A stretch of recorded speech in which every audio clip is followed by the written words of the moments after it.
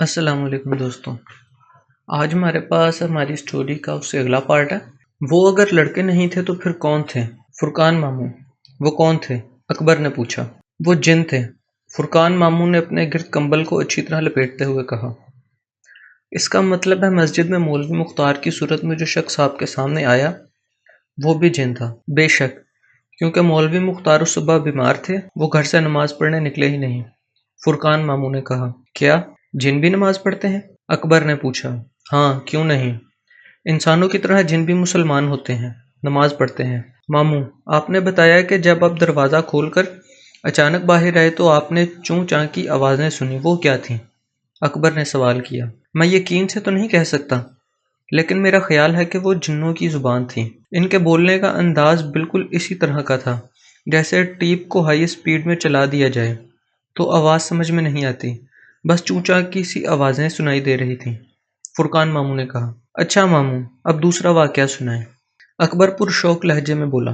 दूसरा वाकया यूनिवर्सिटी के ज़माने का है। फुरकान मामू ने कहना शुरू किया। इस वक्त हम नए नए यूनिवर्सिटी में दाखिल हुए थे। हमारे घर से यूनिवर्सिटी कोई 1 मील के फासले पर होगी। हम इस वक्त पैदल आया जाया करते थे। साइकिल हमारे पास 1-2 साल के बाद आई। यूनिवर्सिटी से वापसी पर हमारे 4-5 लड़कों की टोली होती थी। हम रास्ते पर शरारतें करते आते। अलीगढ़ में नई बस्ती के नाम से एक मोहल्ला है। इसके पास एक मस्जिद थी। इस मस्जिद में एक तहखाना था। हम जब भी वहां से गुजरते तो मेरी ख्वाहिश होती कि इस तहखाने के अंदर जाकर देखूं। एक दिन मैं एक गिरगिट का पीछा करते मस्जिद के करीब पहुंच गया। गिरगिट तहखाने की रोशनदान में गायब हो गया। मैं अब ये सोच ही रहा था कि तहखाने के अंदर जाऊं या ना जाऊं कि मुझे तहखाने की सीढ़ियों से बाहर आता सरवर नजर आया। इसने मुझे इशारे से बुलाकर कहा, आओ फुरकान, अंदर चलकर तहखाना देखो। हाँ, क्यों नहीं। यह कहकर मैं सरवर के पीछे चला जो अब वापस होकर सीढ़ियां उतर रहा था। दोपहर का वक्त था। तहखाने की इब्तदाई सीढ़ियों पर रोशनी थी।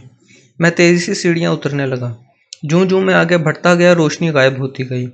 सरवर इतनी तेजी से सीढ़ियां उतरा था, मैं चाहता था कि इसे पकड़ लूं ताकि तहखाने में मुझे डर न लगे।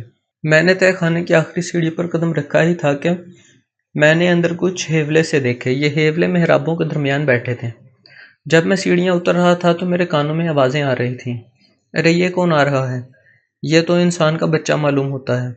इसे कौन लाया यहाँ? ये कोई नाम लिया गया जो अब मुझे याद नहीं की शरारत मालूम होती है। सरवर का दूर तक पता न था।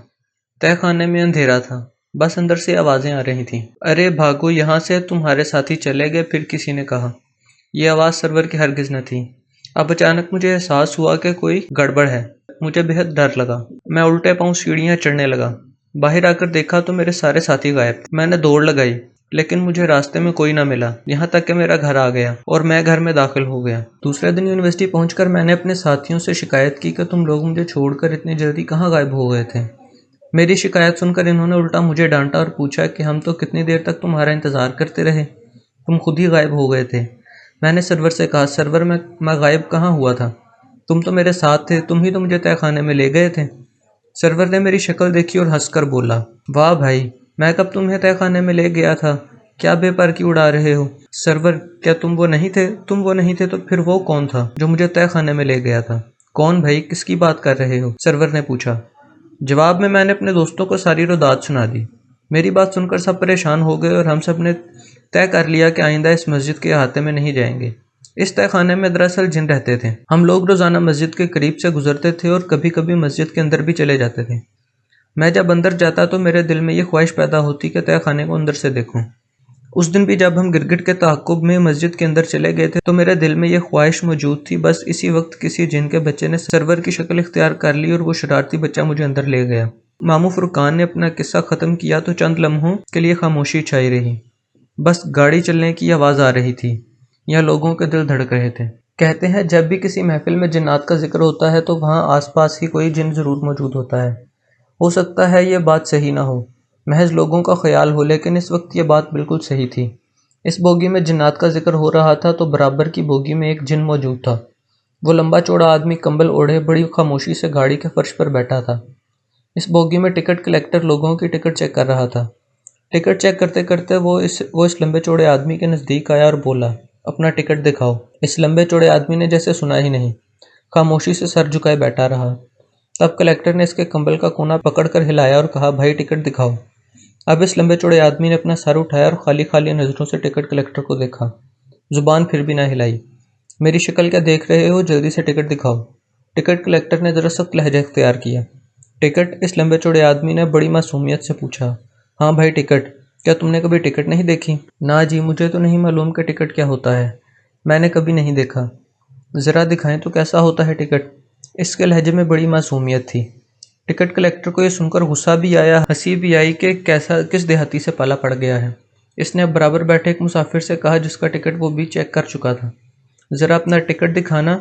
اب وہ تفریح کے موڈ میں آ گیا تھا۔ اچھا جی۔ اس مسافر نے اپنی جیب میں ہاتھ ڈالا لیکن ٹکٹ نہ تھی۔ پھر اس مسافر نے اپنی ساری جیبیں ٹٹول لیں لیکن ٹکٹ نہ ملا۔ پتہ نہیں جی کدھر گیا۔ ابھی تو میں نے جیب میں ہی رکھا تھا، مسافر بولا۔ اس مسافر سے مایوس ہو کر ٹکٹ کلیکٹر نے ایک اور مسافر سے کہا، آپ اپنا ٹکٹ دکھائیں۔ اس مسافر نے بھی اپنی جیب میں ٹٹول لی لیکن ٹکٹ اسے بھی نہ ملا۔ اسی طرح ایک ایک کر کے ٹکٹ کلیکٹر نے سب مسافروں سے پوچھ ڈالا لیکن کسی کی بھی جیب سے ٹکٹ نہ ملا۔ وہ جس سے بھی ٹکٹ کے لیے کہتا وہ مسافر بھی اپنی جیب میں ٹٹول کر رہ جاتا۔ پھر ٹکٹ کلیکٹر کو خیال آیا کہ اس کی جیب میں بھی کچھ ٹکٹ پڑے ہوئے ہیں۔ اس نے اپنی جیب میں ہاتھ ڈالا، پھر ایک ایک کر کے سب جیبیں دیکھ ڈالیں لیکن ٹکٹ نہ ملنے تھے، نہ ملے۔ ٹکٹ کلیکٹر کی پیشانی پر پسینے کی بوندیں چمکنے لگیں۔ ایسی صورتحال کبھی پیدا نہ ہوئی تھی کہ پوری بوگی میں ایک مسافر کے پاس بھی ٹکٹ نہ تھا، جبکہ کچھ دیر پہلے سب نے اپنے اپنے ٹکٹ دکھائے تھے۔ کیا ہوا جی، آپ نے مجھے ٹکٹ دکھایا نہیں؟ اس لمبے چوڑے آدمی نے اپنے چہرے سے کمبل ہٹاتے ہوئے کہا۔ اس کا چہرہ کسی چھپکلی کی طرح بالکل زرد تھا۔ ٹکٹ کلیکٹر نے فوراً اس کے چہرے سے نظریں ہٹا لیں۔ اس کا چہرہ دیکھ کر جانے کیوں اسے خوف سا محسوس ہوا۔ ٹھہرو، میں دوسری بوگی میں سے ٹکٹ لے کر آتا ہوں۔ یہ کہہ کر ٹکٹ کلیکٹر دوسری بوگی میں چلا گیا۔ اس کے جانے کے بعد وہ لمبا چوڑا آدمی بھی اٹھا اور مسافروں نے اسے دروازے کی طرف جاتے ہوئے دیکھا۔ 5 منٹ بعد وہ ٹکٹ کلیکٹر واپس آیا۔ اس کے ہاتھ میں کئی ٹکٹ تھے لیکن اس لمبے چوڑے آدمی کی جگہ خالی تھی۔ کدھر گیا یہ؟ ٹکٹ کلیکٹر نے اس کے قریب بیٹھے ہوئے مسافر سے پوچھا۔ وہ جو دروازے کی طرف گیا تھا، اس نے بتایا۔ ٹکٹ کلیکٹر دروازے کی طرف آیا، وہاں کوئی نہ تھا۔ اس نے ٹوائلٹ کا دروازہ کھولا، وہاں بھی کوئی نہ تھا۔ گاڑی برق رفتاری سے چل رہی تھی، چلتی گاڑی سے اترنے کا سوال ہی پیدا نہ ہوتا تھا۔ ٹکٹ کلیکٹر نے برابر کی بوگی بھی چھان ماری مگر وہ کہیں نظر نہ آیا۔ پھر ٹکٹ کلیکٹر واپس آیا۔ اب وہ اس بوگی میں آیا جس میں بارات سفر کر رہی تھی۔ یہ بوگی اس بوگی سے ملک تھی جس میں وہ لمبا چوڑا آدمی بیٹھا تھا۔ ٹکٹ کلیکٹر نے سوچا ہو سکتا ہے وہ پیچھے والی بوگی میں نہ گیا ہو، آگے والی بوگی میں گیا ہو۔ جب وہ اس بارات والی بوگی میں آیا تو ماموں فرقان اپنا قصہ ختم کر چکے تھے اور سب دم بخود بیٹھے تھے۔ ٹکٹ کلیکٹر نے اس لمبے چوڑے آدمی کے بارے میں ان لوگوں سے استفسار کیا۔ نہیں جناب، ادھر کوئی ایسا آدمی نہیں آیا، ماموں فرقان نے ٹکٹ کلیکٹر کو بتایا۔ میری سمجھ میں نہیں آتا وہ اتنی سی دیر میں کہاں غائب ہو گیا؟ کیوں، کیا ہوا؟ کوئی خاص مسئلہ ہو گیا؟ بڑا خاص مسئلہ ہے جناب، میں تو پریشان ہو گیا ہوں۔ ٹکٹ کلیکٹر نے پڑھے لکھے آدمی دیکھ کر سوچا کہ ان لوگوں کو وہ تفصیل سے اس آدمی کے بارے میں بتائے۔ ان لوگوں نے ٹکٹ کلیکٹر کو اپنے درمیان جگہ دی۔ تب ٹکٹ کلیکٹر نے جو اس پر گزری تھی کہہ سنائی۔ اس کا قصہ سن کر سب کے منہ حیرت سے کھلے کے کھلے رہ گئے۔ اس نے اس کے ساتھ کوئی بدسلوکی تو نہیں کی؟ کچھ دیر کے بعد ماموں فرقان نے پوچھا۔ نہیں، میں نے اس سے صرف ٹکٹ ہی مانگا تھا۔ جب اس نے کہا کہ کیسا ہوتا ہے ٹکٹ ذرا دکھاؤ تو میں نے اس کے برابر والے مسافر سے ٹکٹ مانگا۔ پھر میں پوری بوگی کے مسافروں سے ٹکٹ مانگتا چلا گیا لیکن کسی کے پاس ٹکٹ نہ ملا، حتیٰ کہ جو ٹکٹ میری جیب میں پڑے ہوئے تھے وہ بھی غائب ہو گئے تھے۔ پھر آپ ایک دوسری بوگی میں ٹکٹ لینے چلے گئے اور جب وہاں سے ٹکٹ لے کر آئے تو وہ آدمی غائب تھا۔ فرقان ماموں نے کہا۔ یہ اچھا ہوا کہ آپ نے اس کے ساتھ کوئی بدسلوکی نہیں کی ورنہ مشکل میں پڑ جاتے۔ کیوں ماموں، کیا ہو جاتا؟ اس مرتبہ اکبر بولا۔ جانے کیا ہو جاتا، ماموں فرقان بولے۔ میں آپ کا مطلب نہیں سمجھا جی، ٹکٹ کلیکٹر نے پریشان ہو کر پوچھا۔ آپ کو کچھ اندازہ ہوا کہ وہ کون تھا؟ ماموں فرقان نے سوال کیا۔ نہیں جی، ٹکٹ کلیکٹر نے کہا۔ وہ جن تھا، ماموں فرقان نے بڑے اطمینان سے کہا۔ اس انکشاف پر سارے براتیوں کی سٹی گم ہو گئی۔ ٹکٹ کلیکٹر کے جسم میں اچانک سردی کی لہر دوڑ گئی۔ وہ کپ کپانے لگا۔ اس کے منہ سے بمشکل نکلا، جن؟ پھر یہ خبر بڑی تیزی سے گاڑی میں پھیل گئی کہ گاڑی میں ایک جن آ گیا ہے۔ گاڑی میں جن؟ اس خبر کو جو بھی سنتا کپ کپا کر رہ جاتا۔ یہ خبر ایک مسافر سے دوسرا مسافر، پھر ایک بوگی سے دوسری بوگی میں، یہاں تک کہ گارڈ تک پہنچ گئی۔ گاڑی اپنی برق رفتاری سے اڑی جا رہی تھی۔ سردی نے اور شدت اختیار کر لی تھی۔ اس زرد رو آدمی کو پوری گاڑی میں تلاش کر لیا گیا تھا لیکن وہ کہیں نہ ملا تھا۔